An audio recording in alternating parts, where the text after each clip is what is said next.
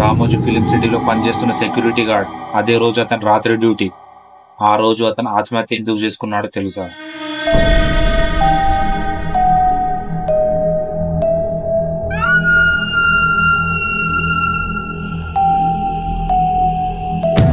ఆ రోజు రాత్రి సీసీటీవీ ఫుటేజ్ చూస్తే మాత్రం నెమ్మదిగా అందరికి వెన్నులో వణుకు స్టార్ట్ అవుతుంది.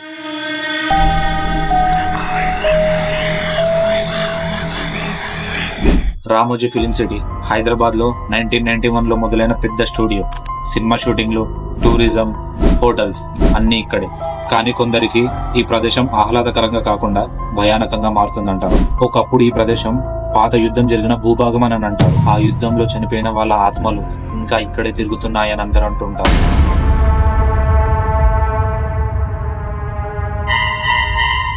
సెక్యూరిటీ గార్డ్ శేఖర్ ఎప్పట్లాగే 2:30కి తన డ్యూటీలో పెట్రోలింగ్ చేస్తూ ఉన్నాడు. సెట్ అంతా తిరిగి చూశాడు. ఎవరూ లేరు. చాలా నిశ్శబ్దంగా ఉంది. అలా వెళ్లి తన కుర్చీలో సేద తిరుగుదామని ఒక 2 నిమిషాలు కళ్ళు మూసుకొని పడుకున్నాడు.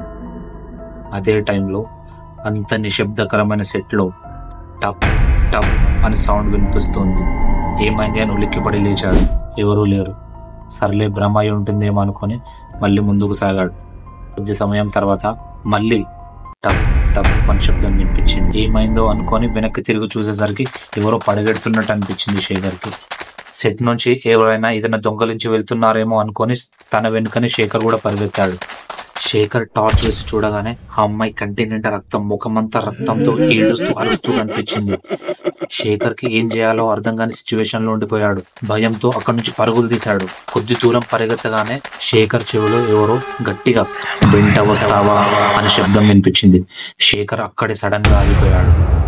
వెనక్కి తిరిగి చూసేసరికి ఆ అమ్మాయి శేఖర్ కళ్ళ ముందు ముఖమంతా రక్తంతో, కంటి నిండా రక్తంతో అరుస్తూ ఏడుస్తూ కనిపించగానే శేఖర్ నేల కూలిపోయాడు. నెక్స్ట్ డే మార్నింగ్ అదే దారిలో వెళ్తున్న కొంతమంది క్రూ మెంబర్స్ ఆ సెట్ లో పడి ఉన్న శేఖర్ ని చూసి దగ్గరికి వెళ్లి చూశారు. శేఖర్ శివమై పడి ఉన్నాడు.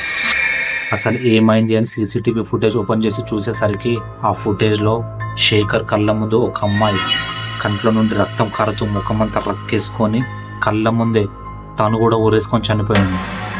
సేమ్ అలాగే శేఖర్ కూడా కంట్లో నుండి రక్తం కారుతూ ముఖమంతా రక్కేసుకొని ఊరేసుకొని చనిపోయాడు. అదే సమయంలో శేఖర్ చెవిలో ఆ అమ్మాయి ఒక మాట చెప్పిందంట, నువ్వు ఒక్కడివే కాదు. ఇది అప్పుడు ఎవరికి అర్థం కాలేదు. కానీ ఇది ఇంతటితో అప్పుడే ఆగలేదు. ఆ ఫుటేజ్ చూసిన 10 రోజులకి అదే సెట్ లో పనిచేస్తున్న ఒక లైట్ మ్యాన్ రక్తం కక్కుకొని సేమ్ అదే విధంగా ఊరేసుకొని చనిపోయాడు. కాబట్టి ఇప్పటి వరకు ఆ ఫుటేజ్ ని బయట రాకుండా చూసుకున్నారు మేనేజ్మెంట్. మళ్ళీ ఇదే విధంగా ఆత్మహత్యలు జరుగుతాయేమో అన్న భయంతో. నిజంగా రామోజీ ఫిలిం సిటీలో ఇలా జరుగుతున్నాయా, లేక ఇవన్నీ మన భయాలేనా? రామోజీ ఫిలిం సిటీలో ఈ ఒకటే స్టోరీ కాదు, ఇంకా చాలా స్టోరీస్ ఉన్నాయంట. ఇవన్నీ మీకు ఇంకా కావాలి అనుకుంటే మీ అభిప్రాయం ఏంటో కామెంట్స్ లో చెప్పండి. Please subscribe the channel. త్వరలో మీ ముందు ఇంకో భయంకరమైన వీడియోతో వస్తాను.